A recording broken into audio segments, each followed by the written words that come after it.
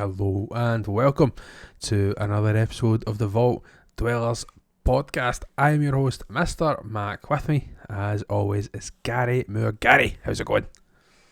Episode 23. Can you believe it? We're getting up near that 25. That's nearly a goalpost moment for us. It's getting there. It is. Did you double check that, by the way? Because I never. I did that. verified Yes, it's it, definitely 23. I was going to stealth check. I opened the YouTube tab there. I was like, I better check that actually. How? That's just one of the things in it. I'm like, yeah, that's it. But you should really check. Friday night. Another podcast. Can't believe it's been as long. I know, obviously, I was on holiday and a couple of things, so it's one of the things we've just not recorded since July. So what's new? What's new? I know.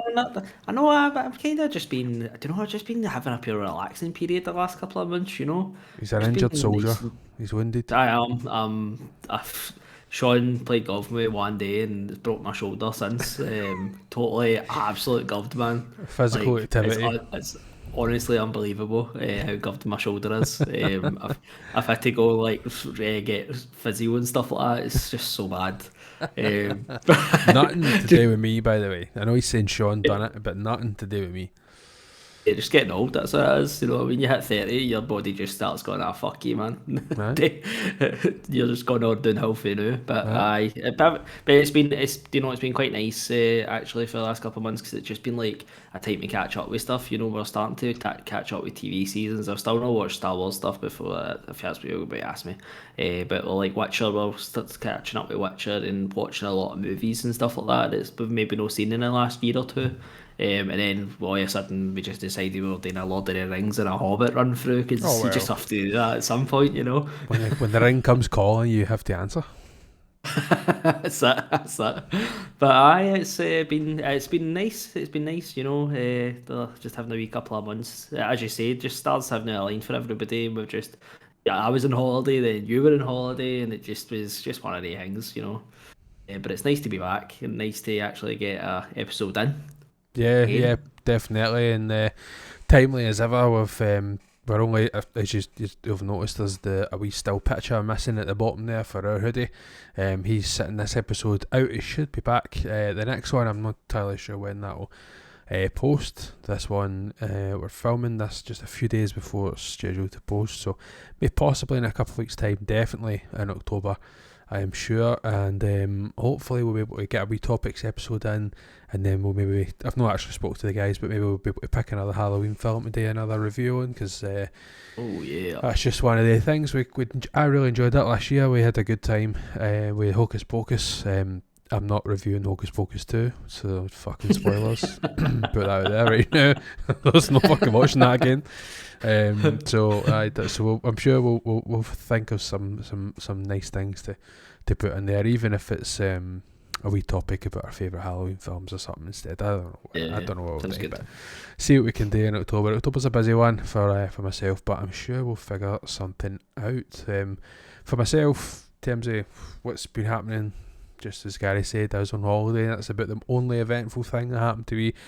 That, and I was the buffet to about 1 million mosquitoes while I was in Mexico. Mexico, I love you, but please feed your mosquitoes so that they don't snack on me.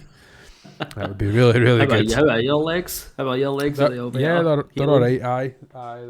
You know, I still look.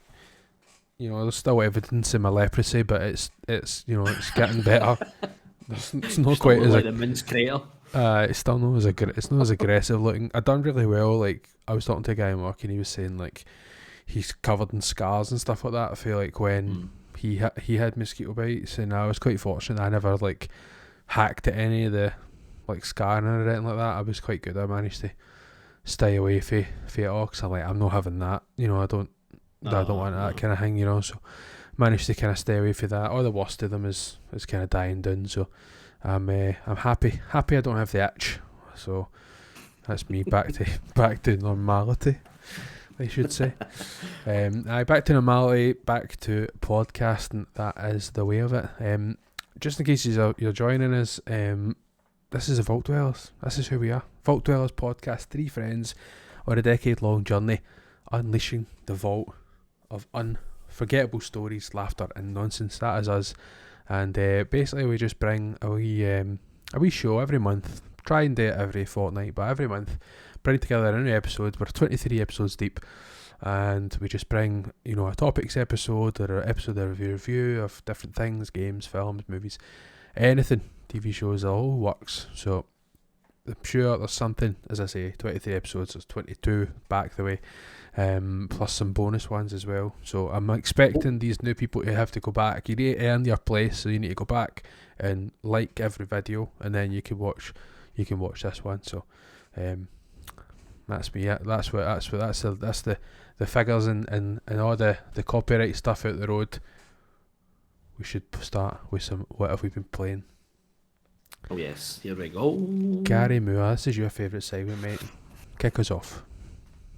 So as we know, it's been a while. We've said that 2 months have passed. So I was I've played quite a lot of games, but I just thought, I'm just going to pick out the best of the bunch. So my first game that I played a good couple of months ago, it was about 2 months ago now, was Concrete Genie. Very good. Really, really enjoyed this game. So good, wasn't it? I think it just fit a perfect. It was that time and place game for me. I was just coming off of, can't remember what I came off of. It was something big anyway, whatever I was coming off of. And I was just looking for that wee game that just wasn't going to take 100 hours. And this just fit that perfectly. It's like, I don't even know, 15 hours long, maybe. Maybe even pushing it. Yeah. But it was just such a nice, wee, relaxing game.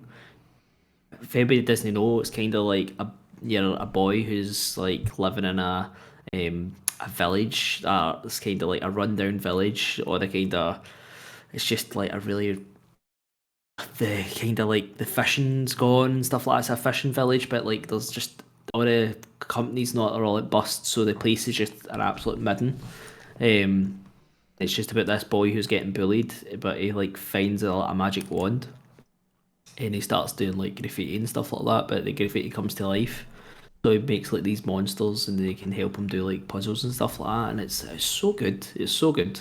Even you can literally like draw whatever you want in the wall. Well, it's not whatever you want, but it'll give you presets. But you can make your own patterns and stuff like that with it. And I just found myself like running by like bare walls, and I'm just like creating these big art pieces.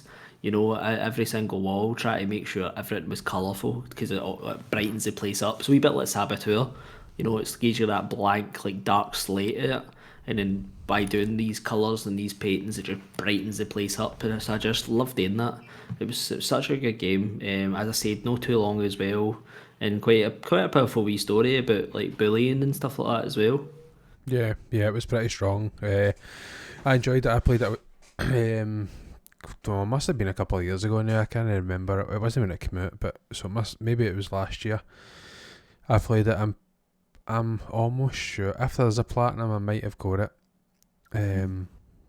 But I enjoyed it as well. It was really, really, really good. You can kind of get as into it as you want, or as standoffish as you want. It's no too, if you don't want to do that set piece every single wall, you can just, as long as you kind of tag it with a wee bit, you're good to kind of move on and then dedicate the big pieces to like the places you think deserve it or whatever. But good choice. What made you pick that up? It was just one of the games that was it was just on my PlayStation, because I had PlayStation Extra, I think, tier. It just was one of the games that was sitting there. It was just sitting on my tiles, and I just always looked at it, and I was like, do you know what, this is a chance where I have a bit of downtime just to play it before anything big was coming out, because we're starting to get to that situation. Here comes the games. Here comes the games. Here comes the games. So that was just why I picked it up, and I'm really glad I did. And that also leads me into my second game, because this game is basically pretty much similar in the sense of game type. Right. It's not an arty game, but so my next game was Kena, Bridge of Spirits. I've seen that as well. Kena, I think they say it. I think it is Kena. I would say Kena, but anyway. But yeah, another game I thoroughly enjoyed. It was one of the games when it came out at the time. Everybody was like, "Oh, it's a really hard game. Oh, it feels like a PlayStation 3 game and stuff like that." And you can see the hints that people are talking about. It's very like it's linear. It's a total linear game, and again, it's only like 15 hours long as well, probably. But I think it's one of the games that's only hard if you don't listen to the game. Because it's like a part of it, it's like she's like a wizard, but she gets like arrows, and I think it's bombs, and I don't know what the other one is, can't remember. But it's like if once you got the arrow bit, it's like you're supposed to be using the arrows for these bosses. Like that's what you're supposed to be doing. Like, and I think if you didn't do that, that's when it would be hard. Because I was falling into that trap as well. But there was something about Kenna in the actual game. She's I can't remember what she actually calls it. It's not a soul something. I can't remember. She basically helps souls. And there's something about that. I said that with Ghostwire Tokyo. There's something about just saving souls in a game that I just really enjoy. I don't know what it is. It's something. I like quite the wee nice things about that it. follow you, but they're quite cool. They're wee cute, I don't know, even wee fluffy things. Don't even know I can't remember what they're called in it now. As I said, it was so long ago I played it now. Again, about near enough 2 months ago I played this. I can't remember what they're called either. But it was really good game. Really, really enjoyed it. Beautiful game as well. Looks really nice. And some of the wee stories in that as well, like the one with the two twins. I just felt so sorry for them. In that game, it was just such a wee like both these games together. Both of them were quite meaningful games for like only being like 15 hours long each, which I think can show you that not every game needs to be these 150-hour slogs. So I'm really enjoying it. Really enjoyed both of them. They were Good. brilliant games. I'm glad I played both of them. Aye, they're probably worth it. And my third and final game that I am currently playing, and I know MrMac is as well, is Baldur's Gate 3. I've never heard of that. I heard it in my life either, mate. What a game this is, by the way. This is a game that's just creeped up on me. This is a game that I had absolutely no incline. There's a flyer in me. That's what if you keep seeing my eyes like darting about. This is a game that just creeped up on me, very much like Witcher 3. It was a game that I was like, I seen a trailer for it, and I was like, all right, okay. But no, when it came out, and I was like, do you know what? Everybody's saying this is so good, and I bought it, and I'm like, this is amazing, by the way. Aye, So unreal. bloody brilliant. I wasn't sure about it either. I didn't actually really. I'd heard obviously on the other gaming podcasts. I'd heard some kind of comments here and there about it coming out, and I don't even really remember seeing like I don't recall seeing like a trailer. Like, I probably have seen a trailer, but that way it just never really stuck out at me. I don't know if Yeah. I don't really know if I don't know. I've no idea. But the whole like D&D aspect to it was as soon as somebody had mentioned that, I was like, oh, right, that could be kind of fun. And it was like you're not actually controlling it, and I'm like, oh, a red flag, because typically in a game, I don't like it. I didn't like the Dragon's Age games because I keep telling myself that I'll go back and try them, but I never enjoyed that tactical kind of element of it, and I don't know if it's just because I've played a lot of good tactical games since then. I'm including the likes of South Park and stuff like that in that as well, where it's turn-based strategy kind of gameplay between the two of them. Obviously very, very basic versions of that, or of systems for different games, but playing that, and then playing Three Houses, can't remember the name of that game, Fire Emblem Three Houses, playing that's a kind of turn-based game. I don't know if it's that kind of thing where it's like, do you know what, there's fun to be had here, like you can really get into the minutiae of the game and really fuck things up. It's not just about wrecking shop like you would, if you were the character and you were controlling it, like 100%. The only thing I would have done is went a sword and shield or a big heavy hammer thing and just went into it, and just I'm like, no, I'm going to step back, and I'm going to try this, and I'm going to try this thing, and do these different things. So I've kind of hijacked your thing as a just a live conversation more than anything else, because I've played it as well. So just one of the things that you kind of join in on. But I think just trying to get your kind of your character and how you want to play was a load of fun, you know, and then finding out how different everything can be depending on your play style. It really does invite a second playthrough. Although given how much, I think the two is about the same 30 something, mid-30s hours through the game. So I don't know if I could straight away jump into another game or another playthrough or anything like that, I should say. Sorry, but right now I'm quite enjoying mine. Quite enjoying what the choices that I've kind of made. It's closed off a couple of gates, but end of the day, it's what RPGs are for, isn't it? I do love, it's obviously me and Sean only try to spoil it for each other, so it was kind of, it's pure vague texting. It's like, have you seen a person with this on? You know, it's like that, you know, it's like very vague, but it's really funny when we're talking about like situations, and like Sean's world is near like 30 hours in. Sean's world's near enough different from mine. Like, he's just took, like, he's went left and I've went right. With these situations, and it's just crazy to think how different that is. You know, like maybe even up to like party members not liking you or not even joining you, or you know, it's just amazing. I have to say, I do love this game for the party members. The companions are so good, so well thought out. It reminds me a lot of KOTOR. It feels like that. It's that kind of.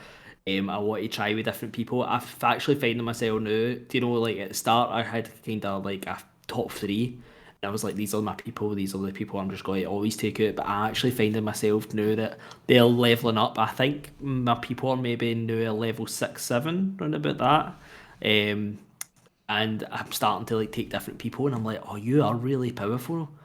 And how to play with you, it's different, but you're just learning different people and the way they play, you know, like straight away, like when I first played it, I didn't really have a clue what I was doing, and I was just like sending everybody in like front line, like fighting, and then I'm like, oh no, actually he's an archer, so sit him back, hide him, put him away, put invisibility cloak on, you know, do all these things, just have him, then he can fire, and I'm like, right, it's more tactics than I imagined it even would have been for this kind of combat. And I quite like people, I seen somebody say that the combat's very XCOM, and it is in a way. I can see where they're coming from for it, and I like it. It's like a free-form version of it, as opposed to like a grid, where you can just kind of go literally wherever you want. I feel like there's a lot more flexibility.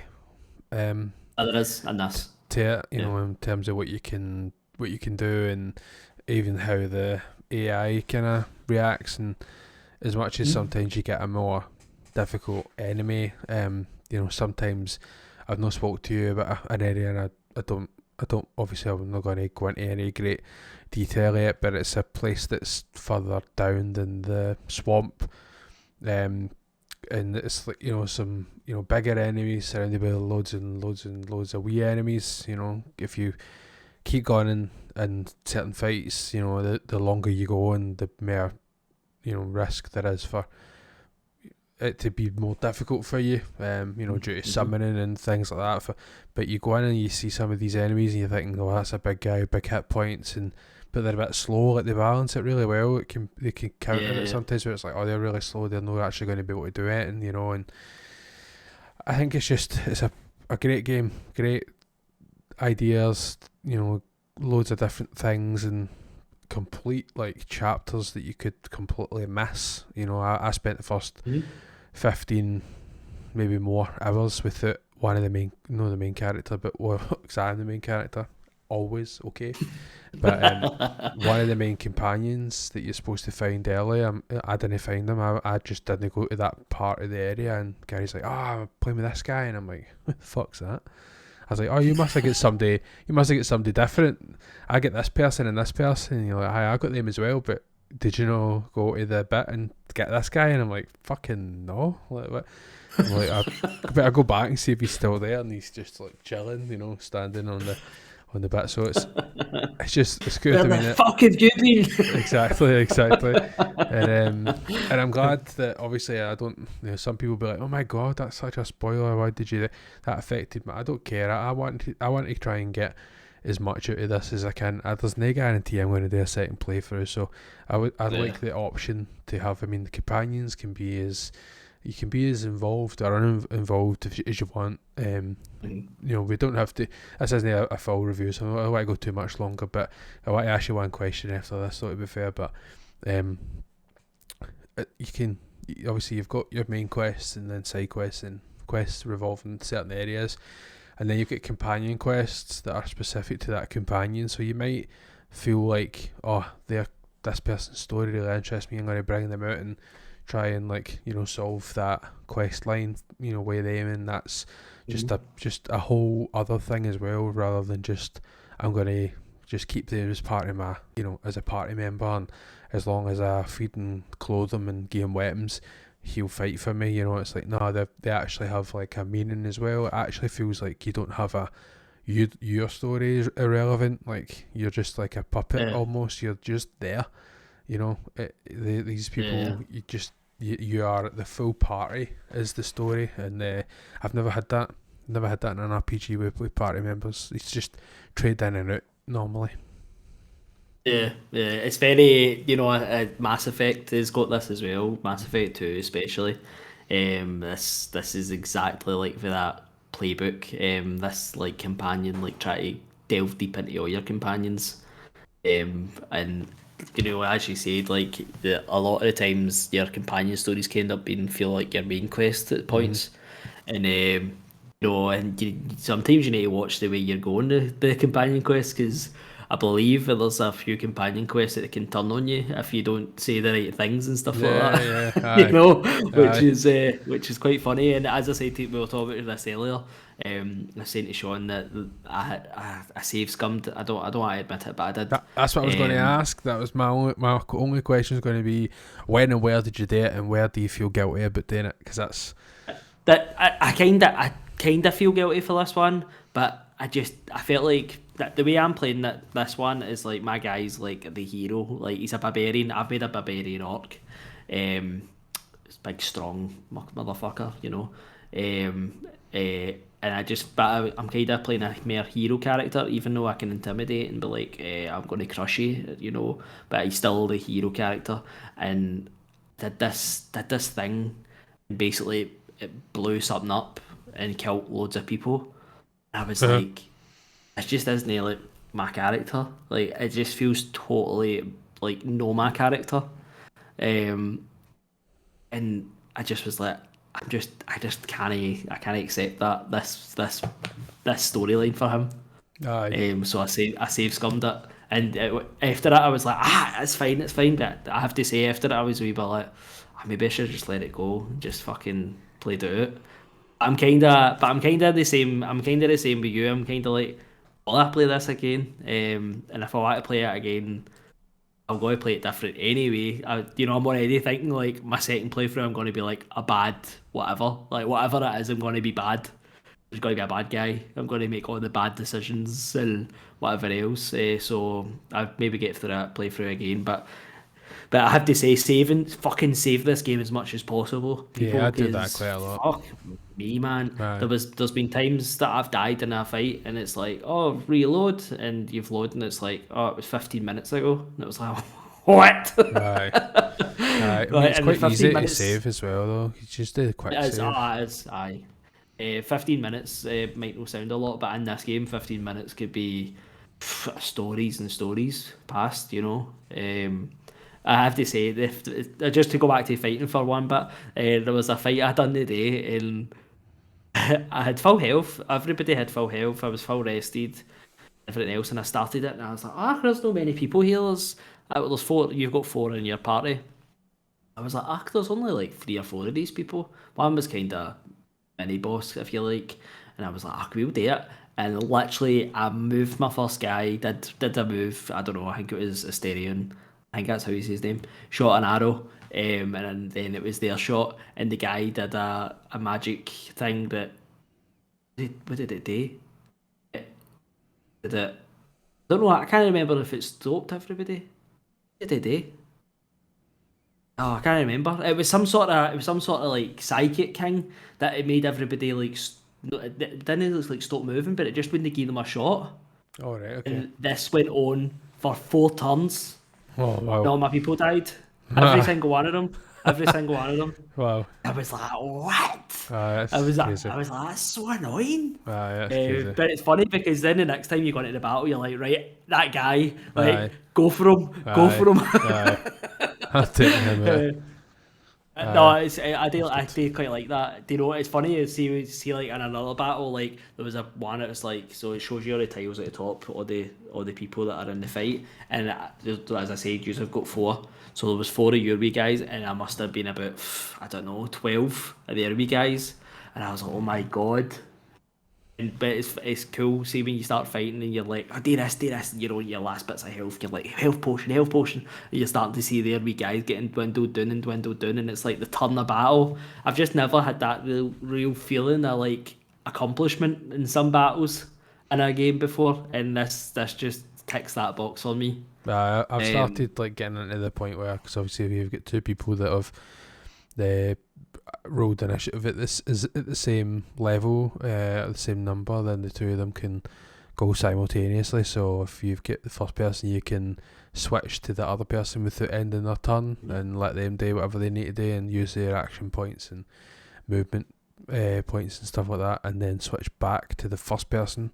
I never knew you could do that for the first 20 something hours, so I ended up so it's just opened a few more opportunities for like, oh, I'm going to use this person's spell or to do something to this person and then switch back to the other one and do a damage move that does a lot more. So I think for me I've done a few like where I'm like, oh, I'm not taking that, I need to fix this or do whatever. It's just, stupid wee things for saving wise, but there's one that I done where I'm like, I can't let that go. I didn't know that was happening, and I just didn't react quick enough. There's a boss fight with some basically a character stuck inside something, and you've got to try and like save them before they just fall to oblivion, and I just didn't realise that it was going to happen. I thought it was going to go into a cutscene or something like that, and it never went to a cutscene. The thing just broke, and then they just fell, and I'm like, well, alright, what fucking that's that then. I said, I need to load that, and it was shit though, because the first time I done it, I took a really like stealthy approach, and done like a massive jump, and was able to just like finish the boss in like one hit.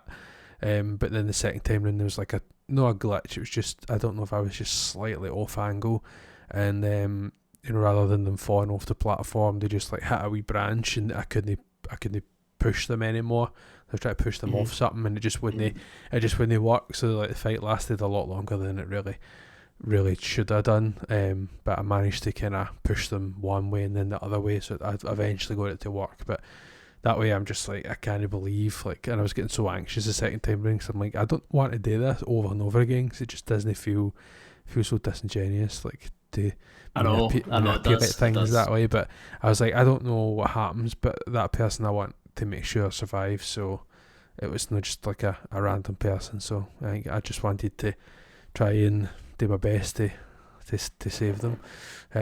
Have you got any last wee minor things, because I'm conscious I don't want to go too far? No, it's a really good game. If anybody's having any doubts, because I definitely had doubts, see when it said like it was like Dungeons and Dragons, I've never played that in my life.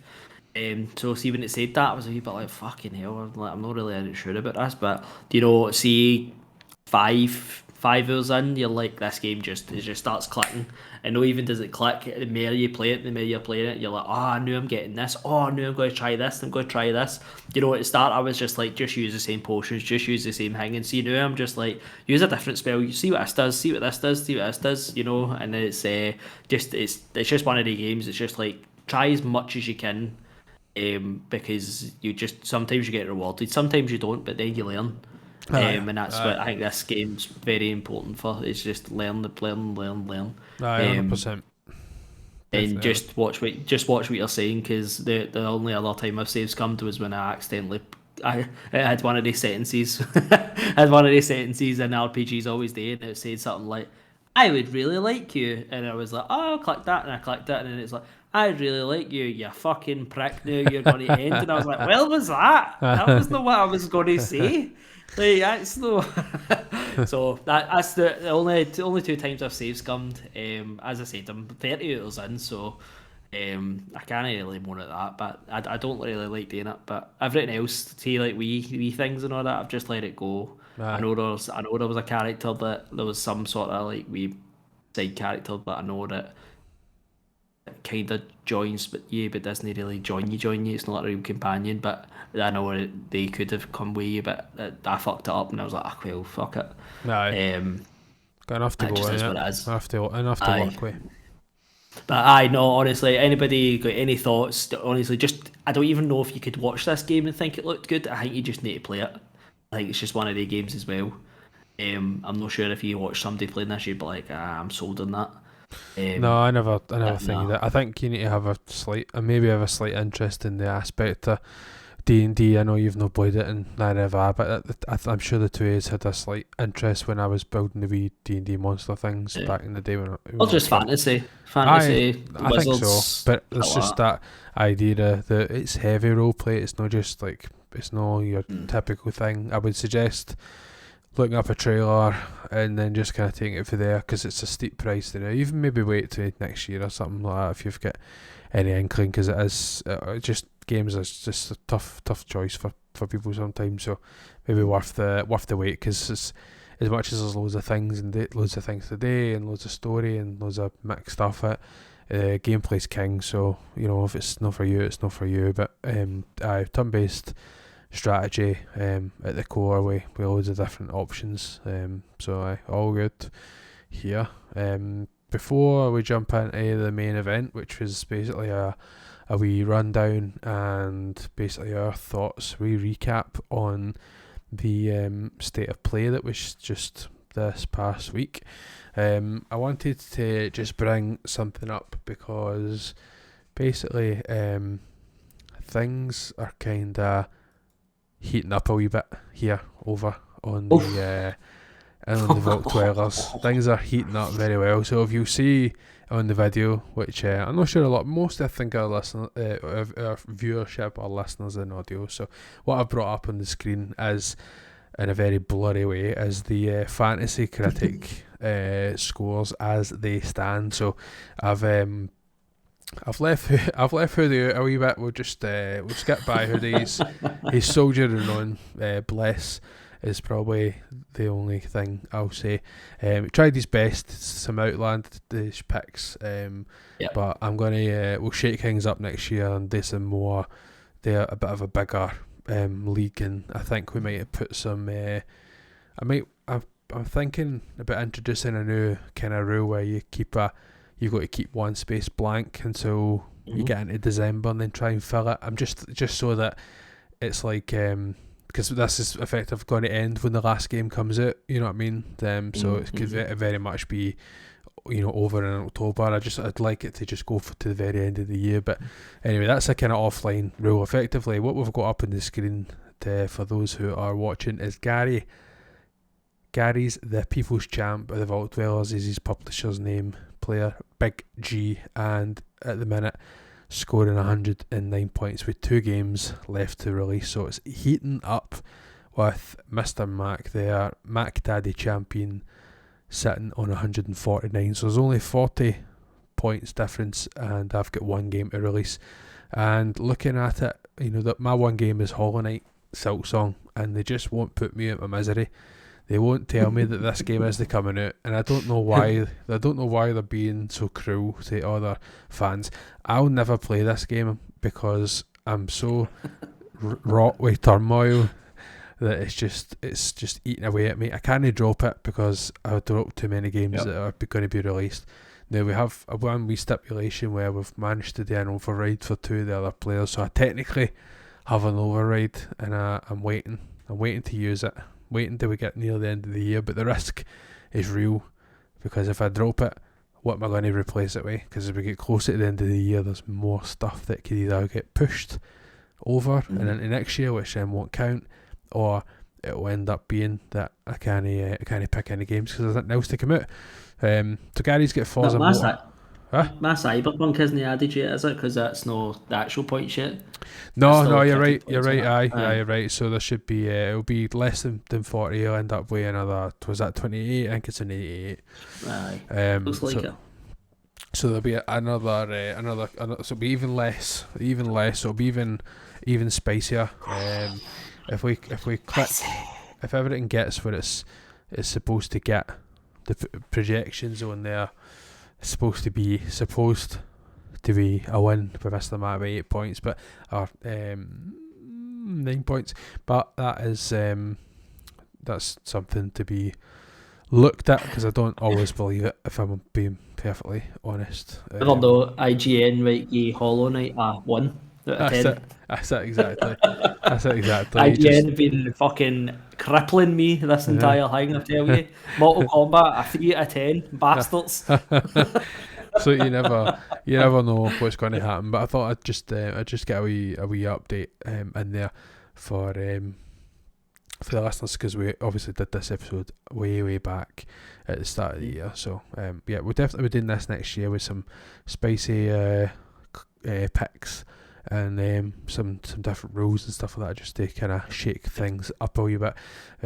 Bringing that up has actually just reminded me that we didn't give our listener and our lawyer Rahul a wee shout out at the start of the episode. So shout out to Rahul. He actually, every time I go into his podcast, he always asks me about podcast and when are we next releasing an episode, and he's continuously getting shout outs to the Vault Dwellers. So we really appreciate Rahul, because he's not doing it just for any kind of ulterior motive or anything like that.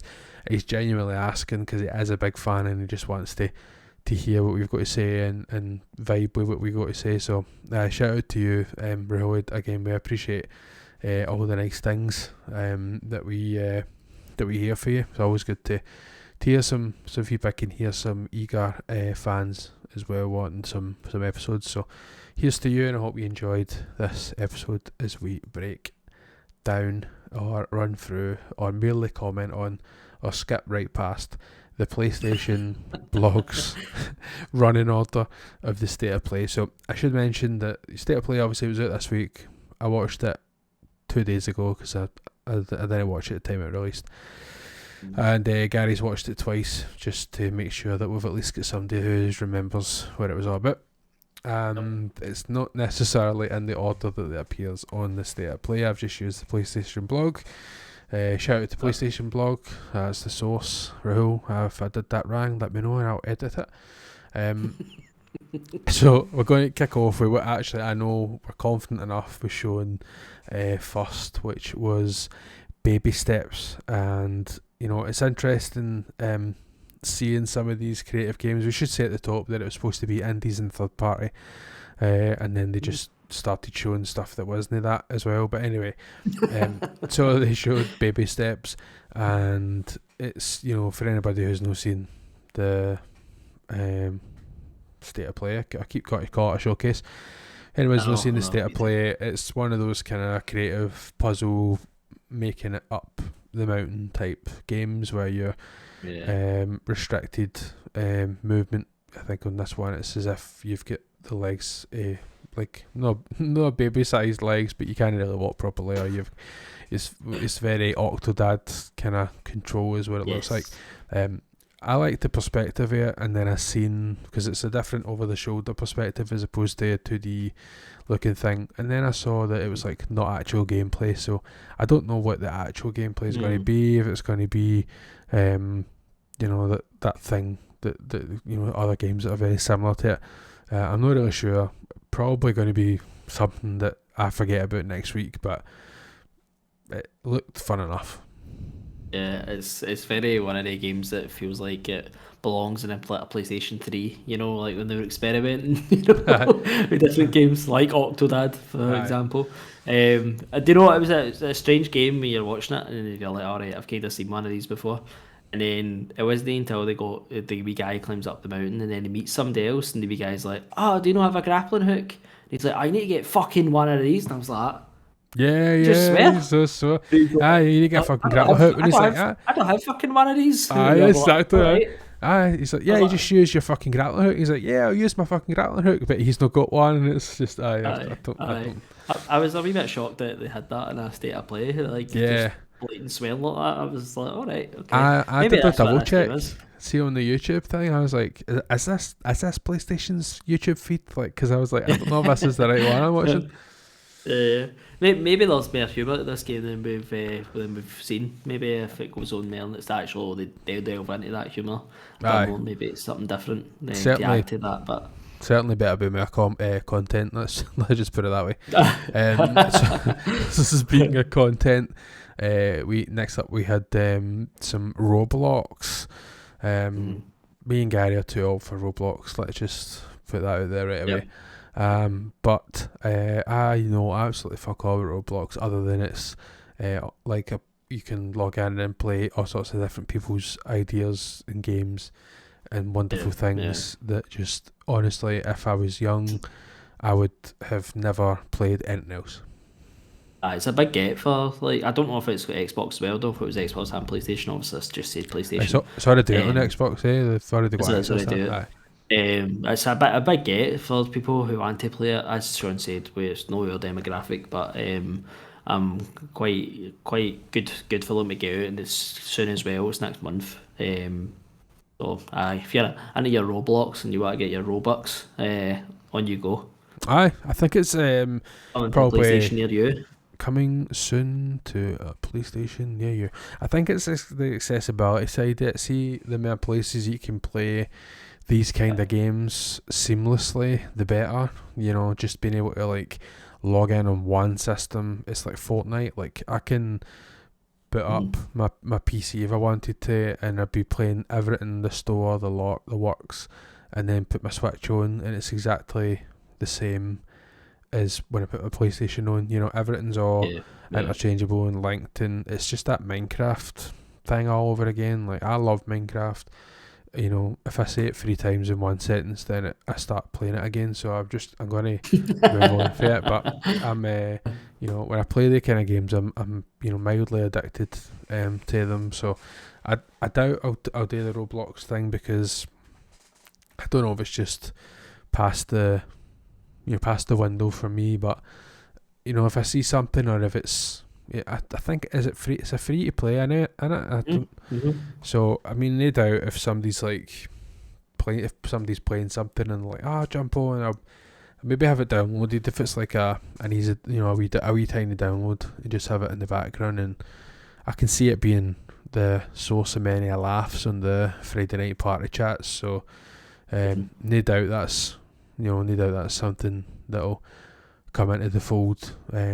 Because it does look you've like just talked yourself into playing Roblox. I know, it's like endless.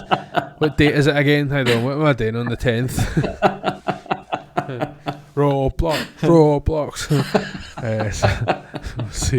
See, I like everything blocky. Like, here's like a wee Odie's and blocks. So, it's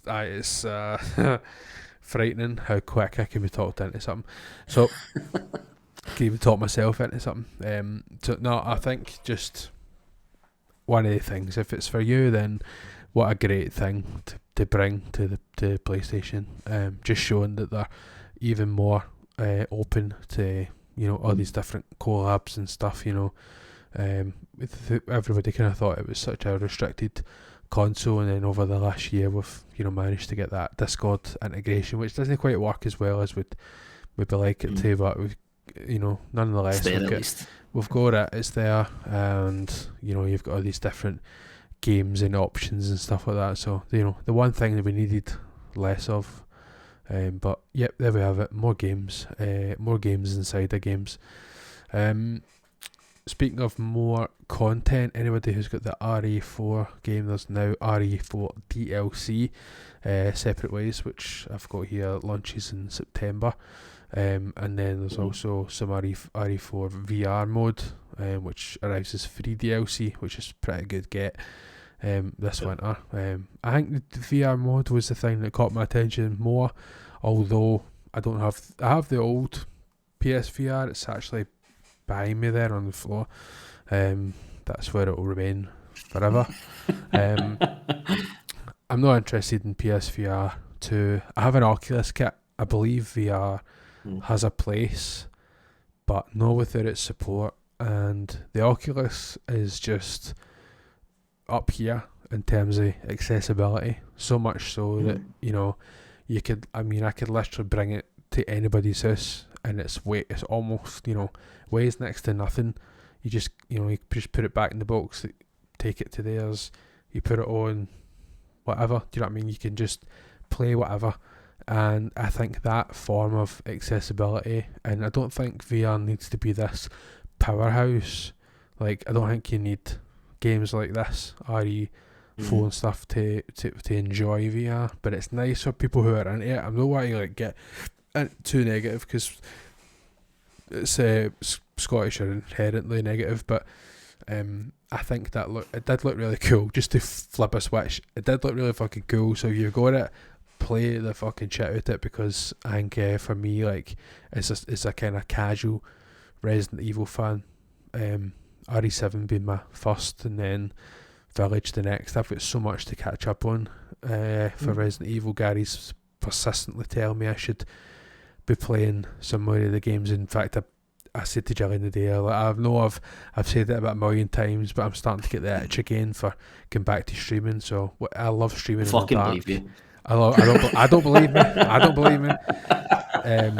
The only thing that I would say is different for any other time before is I figured out that what was wrong with my internet, because it used to really crash quite a lot, and it's still not the best internet, but basically I ran a cable to the other corner of the room, and I think a couple of the connections were getting loose, so I've bypassed a lot of the cables, and they're just plugged directly into the router, so I should have a more consistent connection, which will make me feel a bit better about streaming and stuff like that. So as it gets into winter and the cold months and dark nights come really quickly, and I think that's my kind of usual. If my longest periods of streaming has been when it's been a bit darker, and if we can get that latency down where we can get the scales working really good again, then I think games like this should be a shoe-in for the MrMac streams. So we'll see how that goes. Res 4.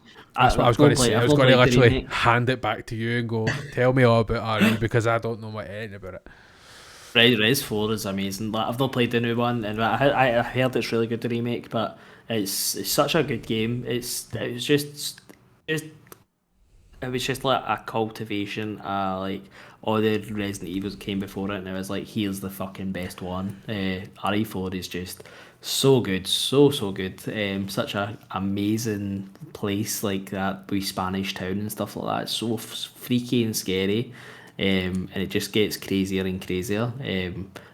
As I said, I've not played the new one, but it's just such a top game. It was definitely like a 9 out of 10, 10 out of 10 when it came out. That game, 100%. That's a game you need to play. Like, if it was a game before you die, play before you die. It's definitely one of them. But it's so good. And I love how Capcom always they're always right in for like VR and stuff like that. Especially like with the old Res 4, like they were like, here's a Wii version and stuff like that. They're always dead into it. And they just, it's so immersive. Even like the Wii version was great, where you had to do the wands and you were like reloading with the wands and stuff like that. It was so good. They've just got it. They just get it, these kind of things. Yeah. I know. I'm kind of the same with VR. I'm not interested. I get fucking VR sick. Famously. I think twice I've tried it. Twice I've been like, oh no. Aye, I think it's a lot of there's like certain experiences and games and stuff that where probably what the triggers are, in terms of like movement and stuff. I've totally fell in love with Golf 1 for it. It's literally just you can buy a attachment. It's the Topia Golf, literally the Topia Golf Club, and you just attach the Oculus wand to the bottom of it with like a Velcro strap type thing, and it's it's literally like you're swinging a golf club. You know, it follows. It's got my wicked slice built right into it. You know, so it's really cool. I think I'm going to really enjoy that for just development wise. You know, in terms of trying to get hitting a lot straighter and messing about with different things. It's honestly like the stuff that you can do. Like for example, right, there's top golf is if anybody knows what it is, it's effectively you're just at a driving range and you're hitting different targets and stuff like that along the way. But there's a part within that top golf. It's like a building that you're in, like a big room that you're in, and you can like do different things in this room. So that's like one mini game that you can do. Another one is like you can kind of do like a kind of like a beer pong chipping, where you're just chipping the ball across the room into like this other kind of pyramid looking kind of holes. Or you can also kind of chip or throw to kind of simulate the weight of chipping the balls into like that. I can't remember what it's called, but you would usually see them at like a fair or something where you got to throw like a bag into a hole that's like at the other side of the room. So you can do those things, and as much as that's like okay, like and what, well, so see when you're doing them, you can actually like all around the room, including every one of the stations, you can turn and look, and there's big screens everywhere, and if you click on these screens, you can actually put a YouTube video on.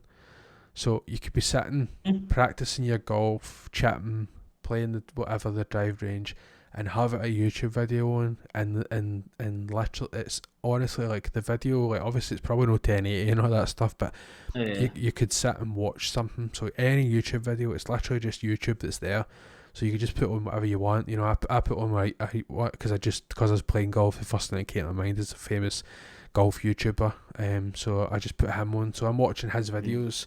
So you could literally watch a video of somebody else and do it. And then second you watch The Vault Dwellers after that. Of course. Actually, I think I did. By the way, I think I did. Just to see our nice big faces up on the screen. So the point is, PSVR is there, and I think you should check us out because it looks really, really cool. RE4. I think if I had the headset, I'd be right in about it.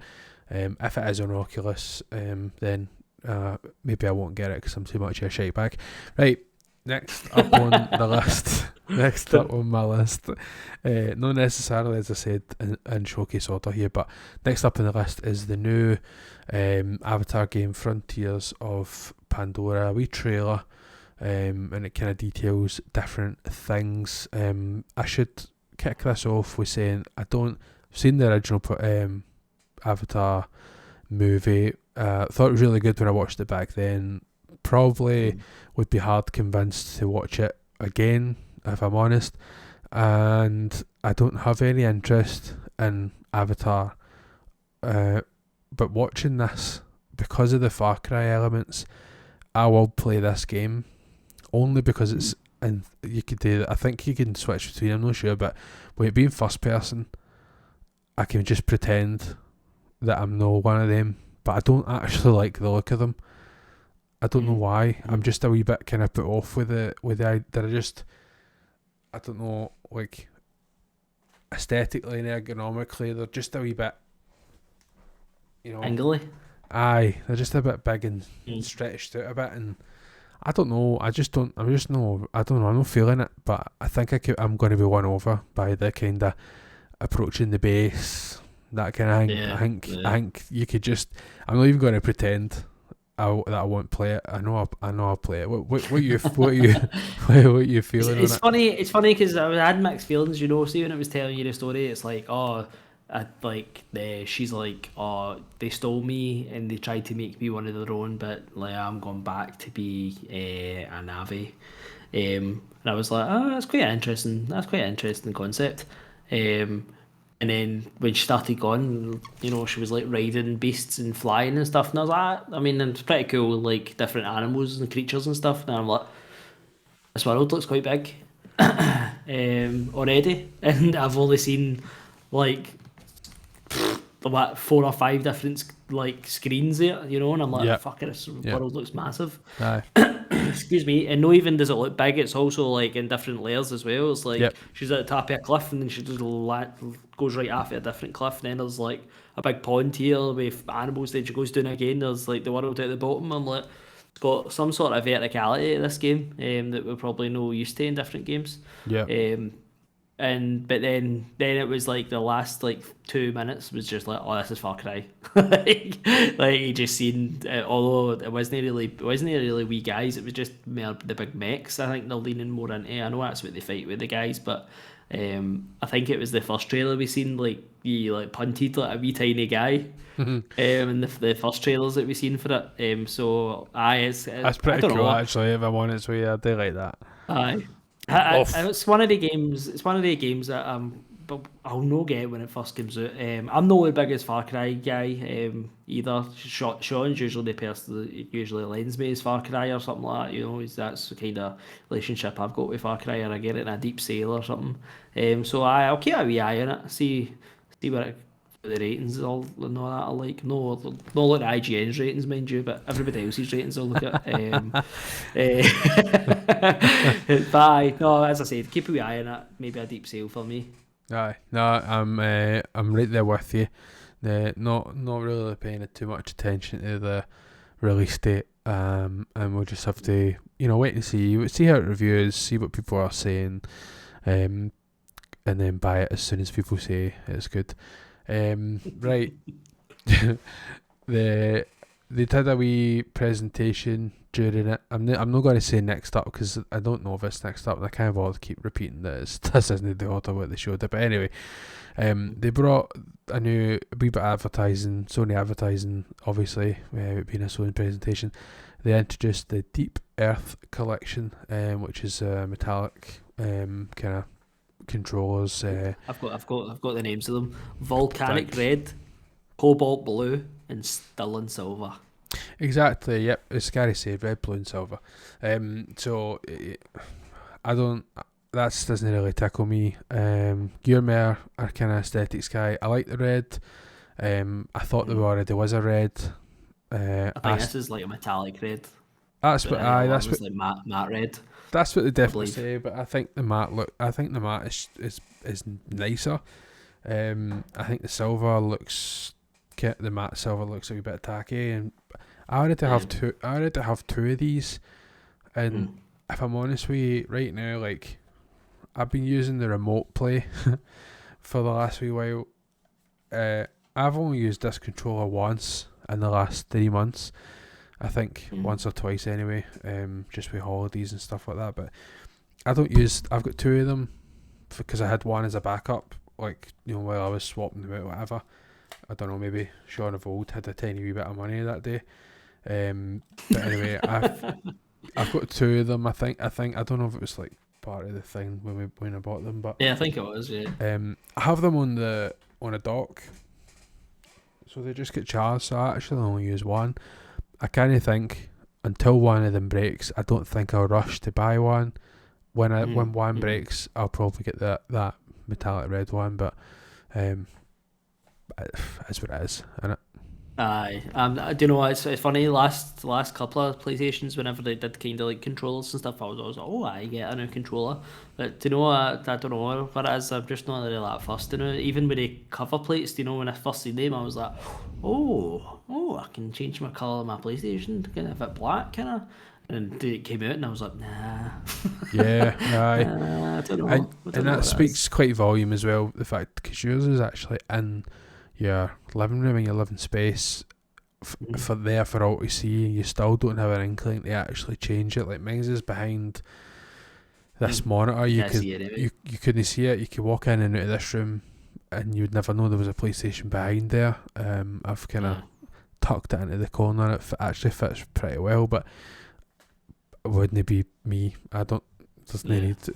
But we do have one. Jillian has one, obviously, in the living room, and maybe if we were to change the colour scheme of the living room, and maybe there'd be something. But white is almost kind of harmonious in terms of technology. It does fit in a lot of places, so That's the only time I can think of to get into the faceplates. Aye, no, definitely. Like, it is what it is. They're there for one of them. I think it's good that they merit them. Just keep going. Just make every colour rainbow colour it. Yeah, we'll just keep going. I think for me, I think that like I still, but I'm not personally affected by it, so I don't actually care that much. But that kind of like still like a wee bit of sour taste. The fact that they like shut down production, or the people that were trying to do it, like, or the like non-licensed people like trying to do it because they were like, oh, let's do this.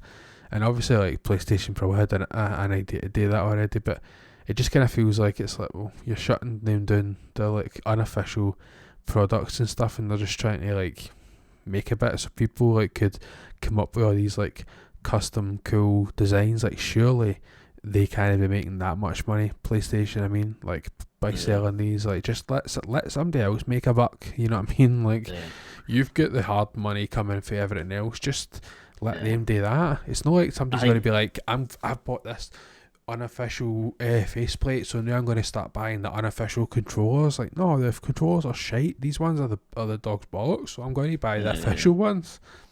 I think the problem with Sony's had in the like last couple of years is what Xbox don't have is PlayStation just don't really do like nice versions of their consoles. Even like I think the nicest one was probably Death Stranding one. The white and black with the handprint. I thought that was probably the nicest console they did in years. But I had the Spider-Man one, and I only got the Spider-Man one because my other PlayStation broke. And just at the time that was just the one that was there, and I was like, I'll just get that. I didn't get it because I liked it. It was just white. It was just red with a white spider on it. It wasn't. It's nothing really. And even the new one, I'm like, that's just honking. Like the spider with the venom like coming out it. I don't know. They could have just done something nicer. Just not for a bit honky. That's not for me either. That Death Stranding one, actually, my dad's got that now. Yeah, my PS4 Pro, he's now addicted to playing golf game now. So he plays it, and then every time I go over, he's like, you want a game? I know, and then we've played 18 holes, and then I kind of hold back until I see how much he's improved since the last time I played him, and then if he starts getting there, I just start fucking turning it on and try to play a lot better. So now there's like a long running joke where he's like I'll phone my mum. It's always like my mum, my phone, she puts me on loudspeaker, and I'll be talking, she's like, your dad's just playing the game, and he's like, shut up, stop telling him I'm playing it. No, he's wants to like practice with it, me like knowing he's playing it and stuff. So, but he's obviously just joking. He knows that I don't, it's not about that and stuff. So it's just a laugh. That's where that lives. Okay, so next on the list is probably no word of a lie, the most excited game coming for me, and that's Helldivers 2. I was so worried about Helldivers 2 when I seen the change in perspective. I was like, because I've deliberately not really like watched any trailers and stuff, because I'm already in. Like I seen Helldivers 2, I'm like sold, and they're like, oh, it's like a kind of third person, and I'm like, but okay, I'll do it. Because I was like, what if they don't do this, and what if they don't do this, and all the things that I was worried about, the stratagem things, having to put in the up, down, left, right thing, I was worried that they would have removed that. I was worried that they would have maybe made some tweaks into like the whole like comedic element of the friendly fire, and I was worried that they would have overcomplicated the start bit in terms of your drop pods and stuff, and that one trailer and that state of play there, all of that was taken care of. I was totally happy with all the different things. Obviously it's the usual trailer where it's like, I'm going to shoot this, reload me please, and it's like, really? Like, can't you just get like 2 fucking 3, 4 whatever like just YouTubers or something to film some gameplay? Like, nobody talks like that. I know. I'm gonna go over and shoot that guy, so if you just drop me some ammo, and it's like, oh, fucking shut up. I know. It's like, I'm going to try and shoot this. I'm going to try and shoot this guy with this, and I'm going to try and draw him away and distract him with this. And then at the end, it's like, do you know what? We've tried everything. I think we're going to try the nuke bomb. And it's like, you had a fucking nuke bomb and that wasn't the first thing you tried today? Like, are you fucking kidding me on? Like, of course that's the first thing you do. The fucking biggest thing on the map. And you're like, oh, let's keep the nuke bomb. Oh, okay. You know, it's just one of the things. It's just, whatever. I'm in. It doesn't matter, so I'm in. I have to say, watching it, no listening to it, I was like, I was sold already, but I'm super sold now. There's something about that third person that just makes the game look even more chaotic, and I just live for that because that's what this game was all about.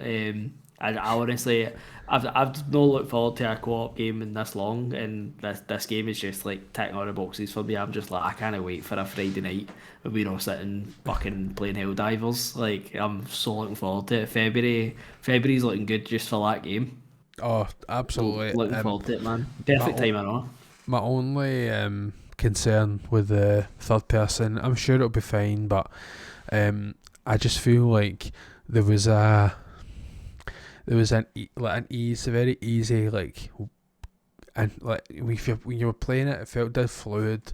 You were just using the thumbsticks, not having to, like, you know, do too much in the way of aiming and stuff, and it almost brought in its own chaotic, you know, element to it, because you were a bit more lax about how you were shooting and what you were doing, and it was hard to, like, avoid people and do stuff. Like, you would literally, like, put down a turret and you couldn't escape the turret. You'd have to lie down, you know, to make sure you didn't end up getting shot. Like, I don't know how much how that's going to translate out of the third person. I'm sure it'll be just as chaotic, and I'm sure there'll be more weapons and more things that's going to keep that element in it, which was one of the biggest successful things of the original game.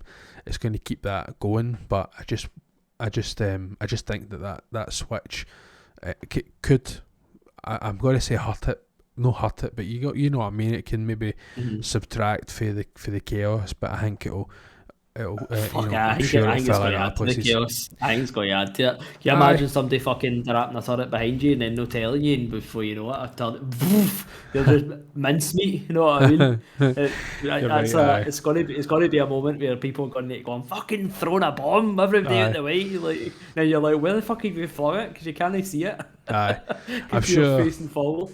I'm sure there will be. I mean, obviously there's, you know, even the different enemies coming for, they literally could come for 360 degrees, so you're always kind of frequently turning, twisting, seeing what's happening. I think just the friendly fire thing is the thing I was mostly. But you're right. I can't wait to hear the stories. It's going to be like, play with Hoodie and he fucking nukes you as soon as you land or something like that. You know what I mean? Like, it's going to be so fun stories like that. Which Helldivers is always good for.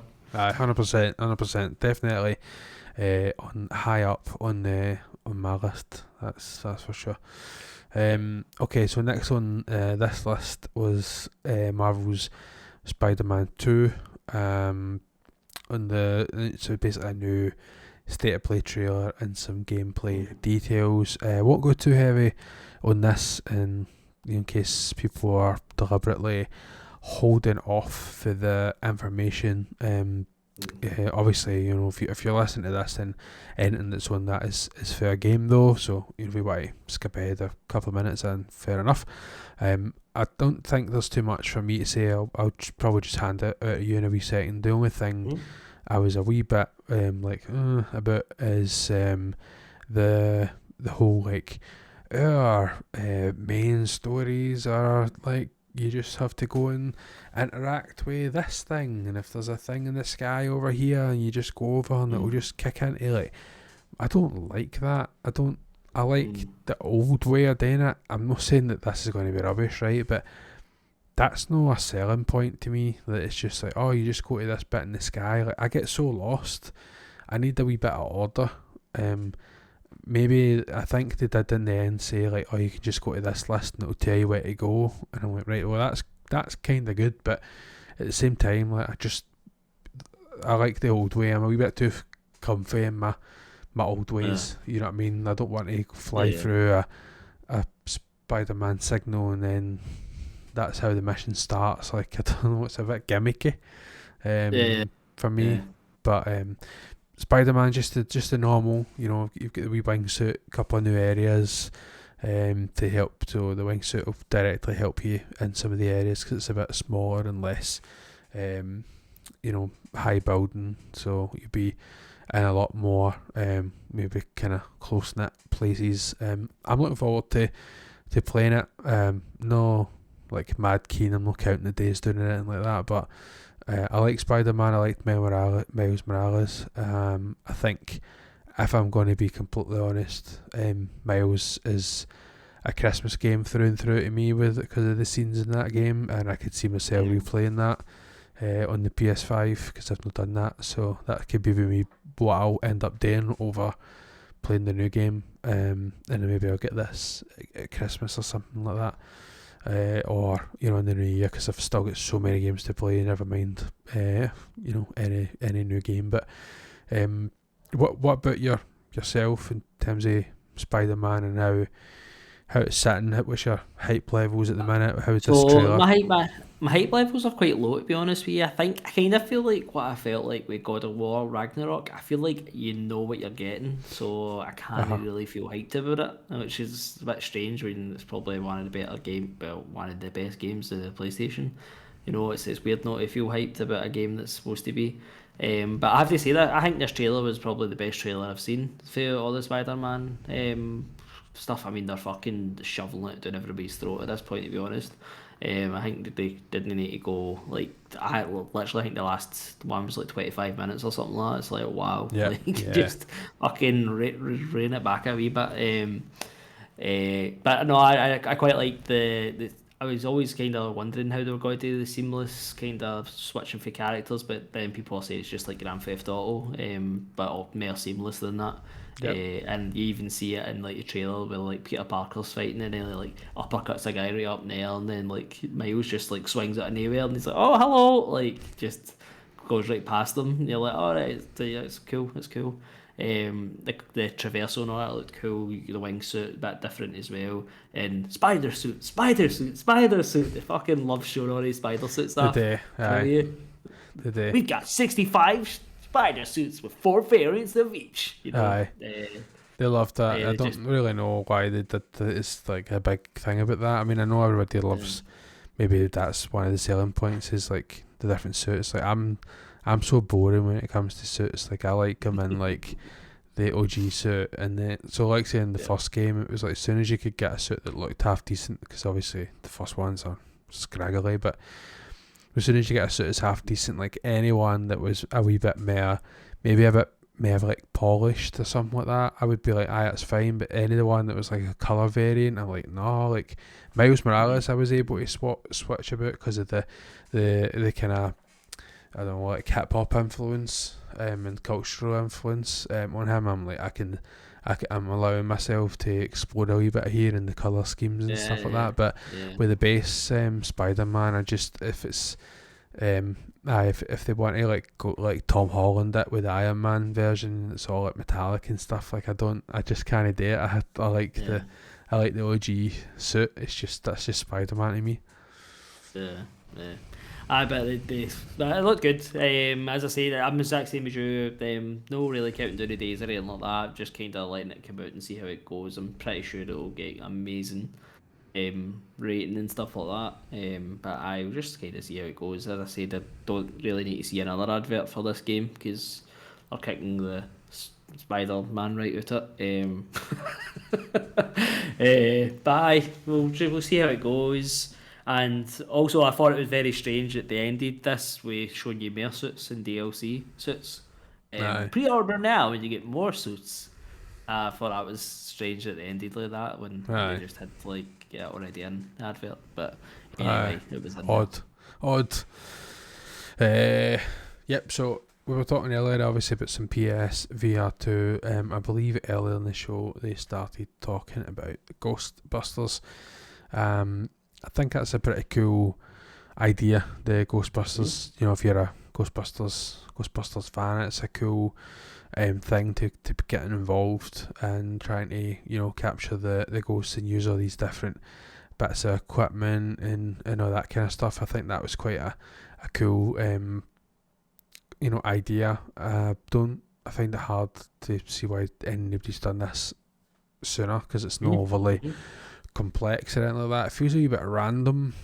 It's just like, hey, remember Ghostbusters? And you're like, aye, fucking hell, man, a day. It's every other year people fucking see me bringing out something like this. So, I don't.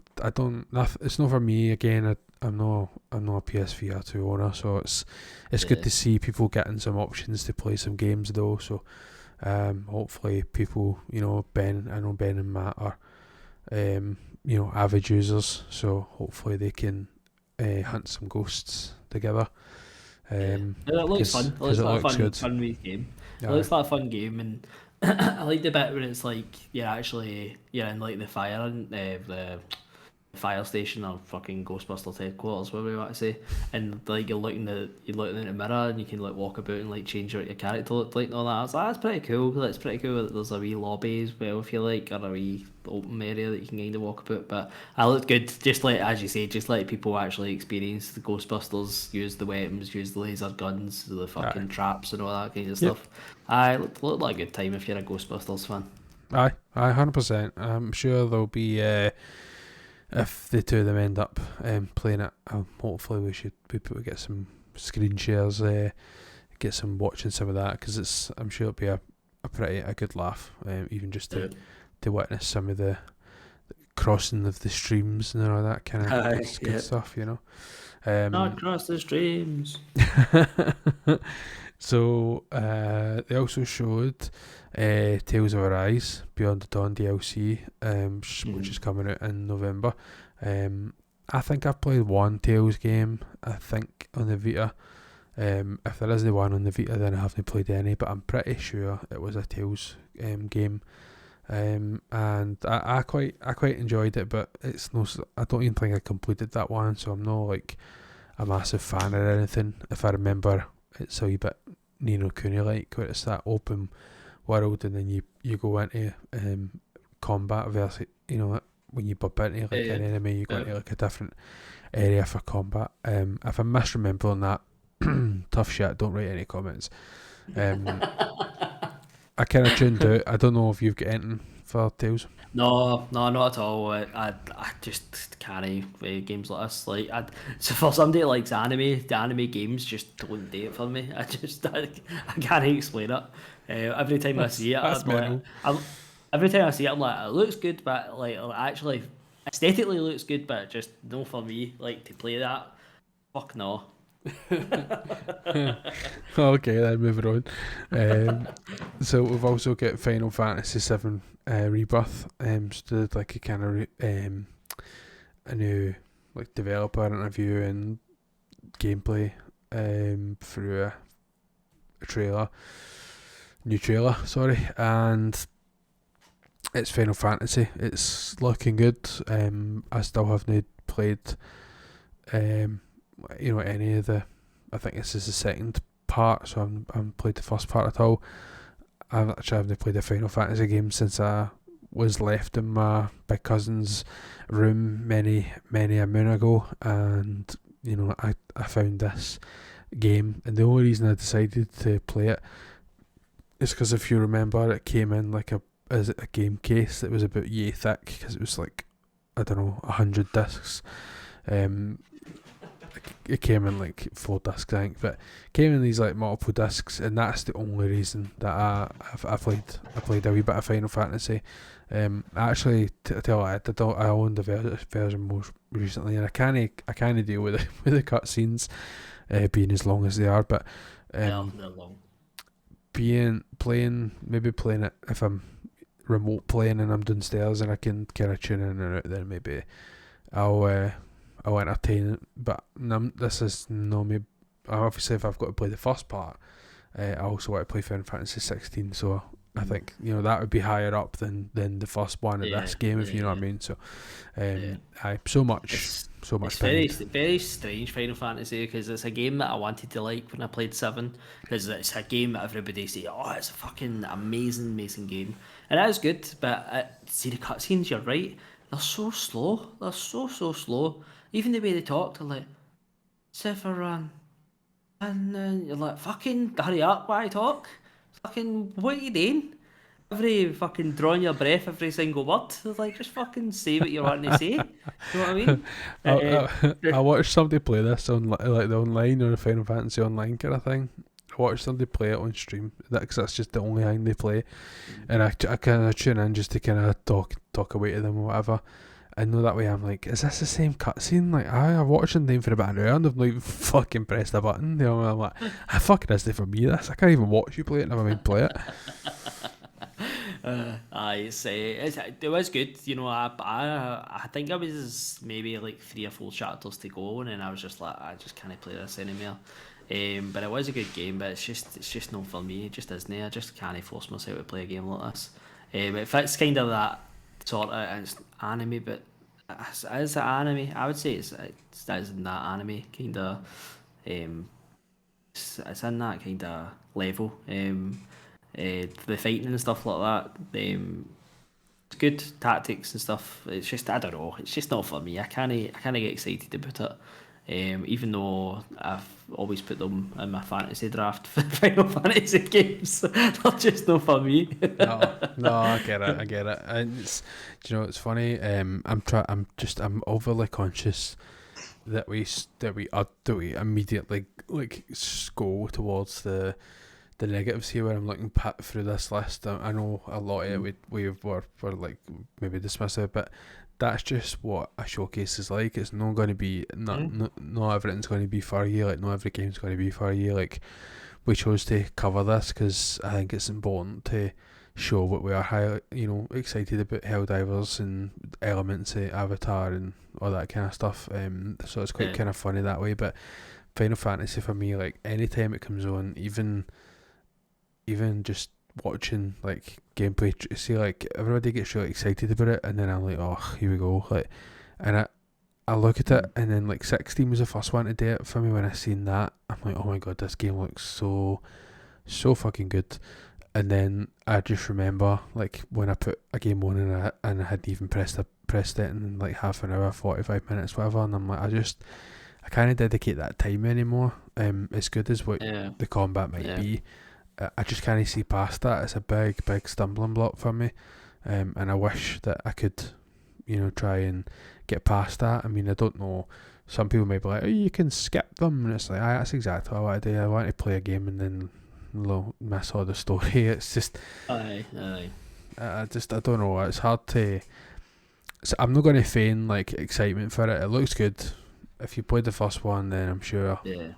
It's gorgeous. The weird thing about it is that it's got, I don't know, I assume it didn't have, but it's got like racing, like arcade like racing in it.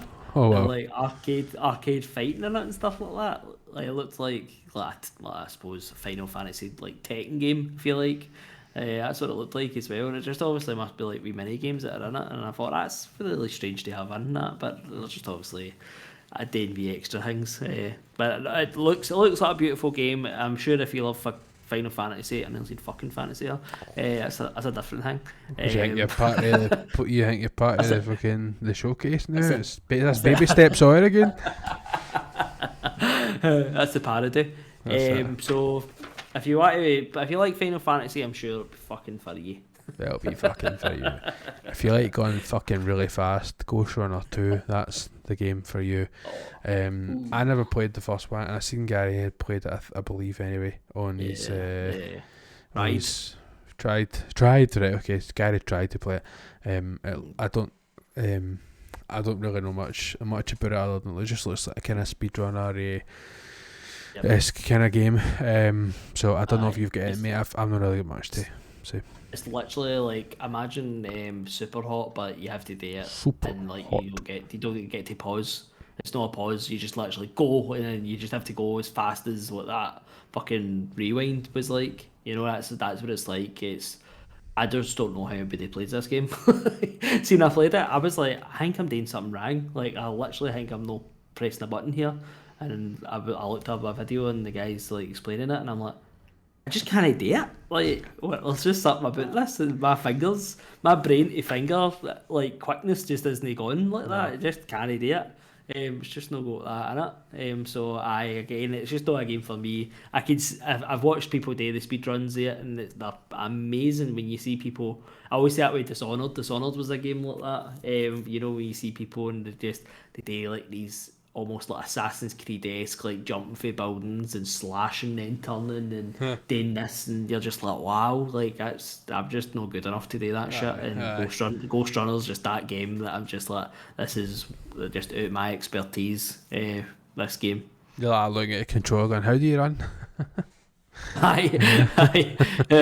Press X to jump. The guys already finished 3 levels by that point. Aye, no, I get it. It's fidelity and stuff, but again, it's a demo, so check it out. It's available right now, so maybe just we get that installed and how we go with it. I think the first Ghost Runner, I can't remember if the first Ghost Runner was, don't know if that was a PlayStation Plus game or that was a PlayStation Extra game, because I played it for some reason, so it was definitely one of them. I didn't buy it. I don't recall it being on the PlayStation Plus, but I'm not 100% sure of whatever game was on PlayStation Plus. I just pressed the button and then add it. I know, so that's true. There's a chance. So as Gary said, it's either or. Foam Stars then, so it's open beta, launches this month, I believe. I don't know if it's this coming month or if it's September. It's for, I think it's 3 or 4 days. It's 29th of September to like the, I don't know, 2nd or 3rd October. I can't remember. Okay, so it's like both 3 or 4 months. days or something. So anyway, so the end of September they're going to do that, and really what this game is just Splatoon. It's just a rip-off of Splatoon. But they've said it's foam instead of paint. It's the exact same noise, the Splatoon guns. When I first seen Splatoon, I'm like, I don't like multiplayers. I don't like painting, claiming like areas, like the claiming the area type things. Like objective based multiplayer shooters. Just personally, because a lot of the time, like people like only playing the objective, and it just, I don't know, I'm a wee bit competitive that way, so I just don't want to play it. No, for me, I think it's really cool for people. I was going to say it's really cool for like younger people having a wee bit more diversity in their games. Fortnite is still a big strong suit in the youth in terms of how they play things and what they see. If Foam Stars is even a tiny bit successful, you better believe that there'll be a Foam Stars-esque level in Fortnite that people will be playing because of the way the creative game works in there and just how tuned in they are to that. Now, I'm not a media expert. I'm going off of my nephews, and they're young. They're the oldest nephew. He's right into his games, but it is mostly Fortnite that he's what he's playing. He plays some of the kind of just the normal kind of fighting modes and stuff like that, whether it's like say Jillian and that like to do their party modes where they do the I forget, prop hunt, where you can go and turn into like a prop and hide. We had many, Gary's joined in on them as well. We've had many a Friday nights where it's just an absolute laugh trying to hide and do different things. So I'm imagining that Foam Stars is going to be something similar. Apologies, I don't go too much into Foam Stars, but I'm hoping that you know what Splatoon is. It's effectively, you go and you paint a certain part of the area, or in this, you shoot foam at a certain part of the area, and you're claiming it. That's what it looks like anyway. I didn't really pay too much attention. I don't know if you did or seen it. Not really. I think the only thing, I don't know, I've never played Splatoon, but I don't know if they had this in it, but it's more, this seems like it's got heroes in it as well. I don't know if everybody's a hero in it, or like they've just got one hero a team. I'm not really sure, but they've kind of got a hero that's got like basically a special power that they can use. If that's kind of, I feel like the kind of hero shooter kind of type things. This is in this as well. I don't know. I've obviously seen Splatoon, but there's something more aesthetically pleasing when it was just the big like foamy kind of cloudy puffballs. I don't know what it is. It just looks nicer than just splats everywhere. It does look good. I'm not trying to take that away from it either. It does look pretty fun. I think if it was on at some point on PlayStation Plus and people wanted to go in and jump in and play it, then I'd be all for it. It just I'm not attracted to it, but I would play it. Oh no, I'm not either. I always think there was the Fall Guys one game that was like this, wasn't it? It was like you had to stand on the tiles. It was like get the most tiles, and I'm just not into that either. It's just so frustrating when you get some fucking idiot in your team that just doesn't know what to do it, or just is sabotaging just for sabotaging's sake. Like, what are you doing? I hate that. So it's not for me either, but it does look quite good and quite right. Is it Ubisoft into to make it? I believe. Sure. I think it's Ubisoft. Is it? I'll have a wee look while you're still going. I think it's quite good to be like, do you know what, Nintendo? You're not going to make Splatoon for everybody else, but we'll just make it all. We'll just make it a version. That's all you need. A copycat, and that'll kind of see you. The PlayStation blogs post doesn't quite go into that, I don't think. I could just Google it, but we'll just leave it. Sorry, who fucking cares? Maybe doesn't need another shout out if it is. Okay, so capping off the list then is a favourite of Rail Hoops, which is Honkai Star Rail. We have a word in Scotland which is Gary's already used. Actually, it's honking, and it just means that something's, I don't know, stinky, smelly, whatever, it's rotten. And that's all I think about when I see that word, honkai. That's the first thing I think of. But anyway, very, very pretty, very similar to Genshin, where you just get that kind of aesthetic. Again, if this is free like Genshin was, I'll put it on, but just to kind of check it out. But I actually think this is more turn based, which is different. I think so. It looked like it. Watching Raoul on stream, you would think I would know, but I just watch him. I just talk to him, and then I play my game. So I'm not 100% sure. Funny, that's not what I was going to say. I was going to say I've seen Raoul play this, but I actually don't know much about the game. Sorry, Raoul. Your content's great, mate, but I just like listening to you. So. Same. No, it's such a beautiful game. As I said, I've seen Raoul play it, and when he does it's like different powers she's got, and they're animated so well, so well. Yeah, ridiculous. But it's just, again, it's just one of the anime games. It's just, I just don't know. I'm such a weirdo. I like anime, but can't touch an anime game. I don't know what that's about. It's just like most of this fucking showcase, it's just not for me. Something deep in your mind that's stopping you for doing this. It's like you're not that wee, bae. Don't be that kind of wee. No, that guy. Well, that's us kind of wrapped up on, at least on the showcase. I feel like we should cap it off with something, even a wee bit more positive. So I did want to say, well, I'll set you up for one thing first, and it's your plea to EA, if you can remember what that plea is. Do you know? I was thinking about this the other day, and then I seen news and stuff like that come out recently, and I was just like, we're not getting this. Like, this isn't happening. Oh no! So say it ain't so. It's always my plea for EA just to bring Fight Night, because come on to fuck EA, it needs to happen. But do you know why it's not going to happen? Because there's a new UFC game coming out, they're bringing Mike Tyson and Muhammad Ali, and I was like, well, that's fucking Fight Night getting flung. It's over. So it's done. It's done for another year at least. It's over. We'll reset and we'll start the pleas again next year. We'll just need to get another UFC game. Can't wait. Roll a bit of flair. Well, just speaking of can't wait, so good segue there. I was just going to ask you what if there was anything that you were kind of thinking about. We've obviously got Baldur's Gate that we're playing currently, but in terms of how do you see the rest of your year kind of going in terms of games and stuff like that? So I don't know. I don't know how long Baldur's Gate will actually take me. I know how long. I kind of know. I'm guessing how long the game is, but I mean actually how long that's going to take me. With obviously having a busy life with 2 wains and stuff like that. So I don't know how long. Maybe mid-October may take me till.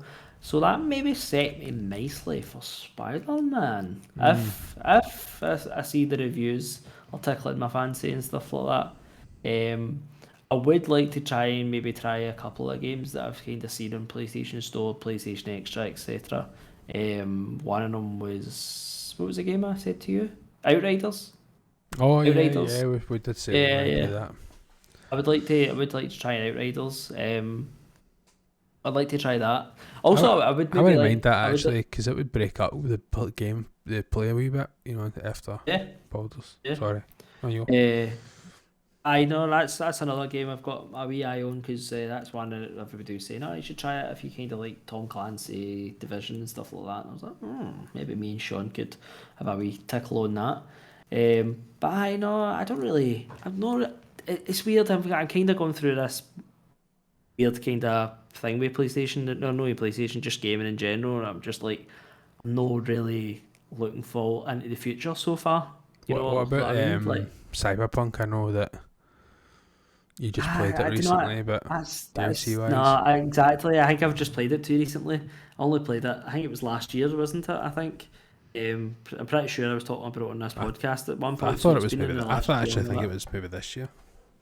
Was it? It's just too, you might be right actually, because I think it was no far off the TV season came out. So then I'm pretty sure that was this year. But that's something I would think I would just wait. Supposedly it's really good as well. I was reading a review the other day, and it supposedly changes the end and stuff like that as well, which I was like, oh, that's really cool. I thought it would just be like a DLC baked in, like, oh, this kind of happens in the middle. But supposedly it can change the full ending of the game. And I was like, oh, that's pretty cool. It's something I'll keep an eye on. See when this DLC came out, like, see when they first talked about it years ago, like when Cyberpunk first came out, I thought they said the DLC was all going to be free, and then it wasn't until the other day I seen it was £25, and I was like, I'm pretty fucking sure they said the DLC was going to be free, because they fucked up the game. They fucked up at the start of this game. But anyway, doesn't matter. I'll maybe get it a deep sale maybe next year or whatever. I mean, you have to go with CD Projekt Red's DLC. I mean, they've got a good track record, even though they didn't obviously Cyberpunk. No. When it first came out, it was a bit of shambles, but the DLC is always top. The Witcher's especially like DLC. what Idris Elba being attached to it. That's probably the main draw for me. Like, just having a big kind of powerhouse actor in there is a good kind of thing to try and bring me back in. I think maybe my only kind of roadblock to that is that I don't have the base game. In terms of the PS5 version of the game, I don't own the game whatsoever, so I would need to get that first and then get the DLC. I'm sure there'll be like a Game of the Year edition, or a cheaper version of the base game to get you in. So maybe that's something that I can look at. But sorry, you were saying there, the Witcher 3 definitely had some bangers. The Blood and Wine DLC was probably, they could have released that as a full game itself. I really want to play them, but it's unfortunate that I never just kept going when I was playing The Witcher proper. I played it obviously when it came out as well, and I get too overwhelmed with all the different missions and whatever else, and I'm sure you can understand that at the time. And then when I went back to play it again a few years ago, 2020, when suddenly I had loads of spare time for some reason, I managed to get stuck into that, and I got right into it. I was crafting getting the armour, like the proper Raven or whatever type of material it was, the proper Witcher gear, and getting the bonuses for that and creating a character, and that save is probably in the cloud in the PS4 version of the game. Unfortunately, you can't take the PS4 version of the game and then put it into the Game of the Year version, or else I would just boot that up and play the DLC from there. So there's a few things that I might need to look at. There's an option, obviously, is to play the PS4 version and then buy the DLC packs, which would take it away for the Game of the Year version. so I could always do that. But I don't really know. I don't know whether to do that or not. The only thing I'll say about the DLCs was that I played the game again and then right up to the DLC and did both of the DLCs.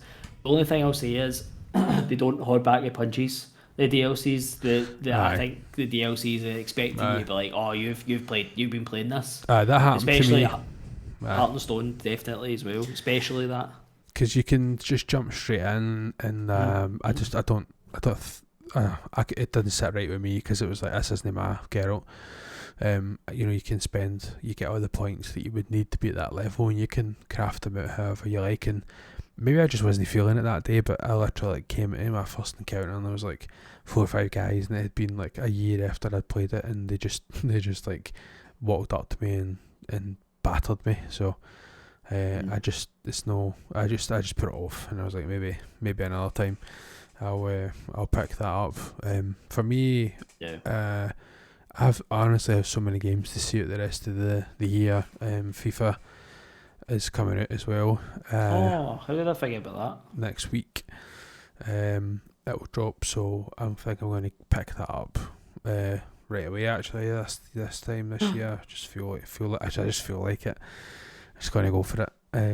So we'll see what happens. But in terms of games, there's Sea of Stars, Planet of Lana is already out. Both of them are already out. I want to play them. I want to obviously get into Starfield and Wo Long and Life of P. There's loads abundance of games to play for. Not even the rest of the year, but into next year. Do you see yourself going to Baldur's Gate straight to Starfield, or do you think you need to take a wee RPG break between them? I think I'm going to take a break between the two of them. It's heavily different in terms of gameplay. So for me, like, I maybe need to, if I take the notion though at one point to play Starfield, I'm just going to do it, and then I'll just see what happens. There's no risk for that being on Game Pass. It's installed, it's there, it's ready to go. So we'll see what happens. I love people probably don't know this series, but the Train games. Big fan of the Train games, and they released a new game this year, Train 5. That's already out, and I'll probably pick that up, pay for that, and play that. And usually they're pretty good with the platinums as well. So it's a good puzzle game where you play as a wizard, a witch, and a warrior type thing, and you can one button switch between the three of them, and the wizard's able to craft like boxes and planks, and the idea is that you're supposed to try and kind of get yourself out of certain situations. You've got a kind of rogue archer, and you're kind of supposed to kind of shoot arrows and solve different things, and then you go into another room and there'll be like loads of people to fight and all that kind of stuff. So I really love the games. I've played all of them so far. There's 4 of them, so I maybe see myself picking that up. So definitely too many games. There's another 2 games actually that I've just thought about. Sure. Resident Evil 4 that we were just talking about. I'd like to pick that up. This year. I've not even played Village yet because I watched you. Because I watched you play Village. I was holding off until I kind of forget. So that's 2 RE games that I would like to kind of play, especially coming up to October. Ooh, scary. And the other game I'd like to play is Dead Island 2. Oh, I'd like very to good. get that go. Very good. I'd like to get that we go. That's the just as you mentioned in that, I've got a couple of games still on my shelf. Tactics Over Reborn, and I've also got the Dying Light 2 to play, which is next year. Just so you mentioned thingy there. Dead Island, that's just maybe hinky. Dying Light. I'm looking there actually. I shouldn't be looking at this because there's Star Wars there as well, the Skywalker ones as well. So, oh my god, too many games. I should quit my job. I wish. Fucking wish. No, there's a lot to get going with, and plenty plenty to look at, and still, I mean, I'm hoping that people, there's something for the listeners and stuff within the State of Play list. If you haven't watched it, it's worth a watch anyway. It's good to be in the zeitgeist and see what other people are excited over in that as well. And just because maybe going to pick something up doesn't mean that you shouldn't check it out and see what the buzz is about. Especially if you don't know about Helldivers or anything like that. I'm sure you do, but. How many of these showcases we watched? Like maybe you get 2 or 3 a year, maybe. And I mean, 2 of them, I'm probably like, there's literally like 1 game in that lot. But you can still appreciate the rest of the games. But I think we're all eating well this year. It doesn't matter who you are and what you play. I think we've had loads and loads of games that we're all looking forward to or playing currently, and it's been a good year for games. Definitely has been 2023. Yeah, definitely. As we get closer to the end of the year, we'll obviously do our usual. What's our kind of favourite games of that we've played this year? 20 out of 10 award.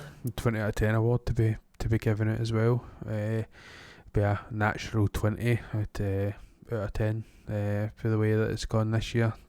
If we get to the to the game I'm thinking about already. So yeah, that'll be to come. So so wrapping up then. Any last thoughts on the state of PlayStation? No, as I said, I think we're all eating well. It's been a good year for the gaming, just in general, for everybody.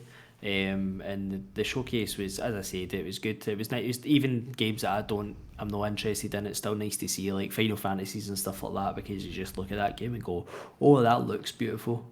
And I love people looking at games and having evolutions of games, so we get better and better and better. So that's what I'm looking at. Yeah, looking forward to. Good. Okay. Well, so for myself, I kind of echoing Gary. We've probably got enough to, as Gary says, eat well, and enough leftovers to days for many moons to come. I'll be happy for a quiet year next year if that's such a thing. But Helldivers set in the way, and then I'm sure we'll be excited to see whatever comes after that.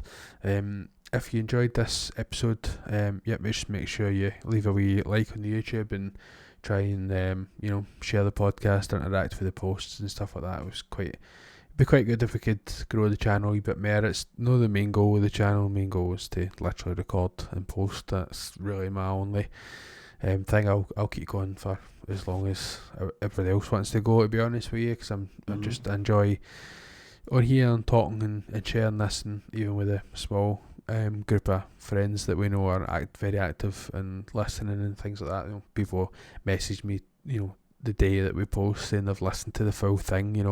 This is a shorter episode, but typically they go a wee bit longer than that. And the fact that people are like, "Oh, I've sat and listened to your show for already," I'm like, I've not even listened to the full show. You know what I mean? Like, I recorded it. So we're really, really, really proud of what we've done so far, and excited to see what comes for the rest of the year and beyond. So that's been the Vault Dwellers podcast, and I hope you all take care.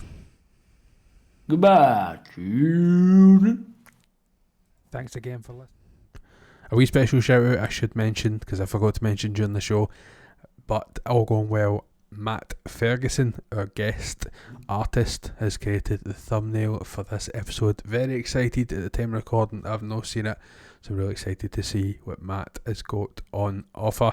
As usual, I'm sure he'll smash it right out of the park, but appreciate everybody for supporting us, and cheers to Matt. Thanks, guys. Thanks again for listening to another episode of the Vault Dwellers podcast. You can keep up with Gary Moore at Gary Moore's Art over on Instagram.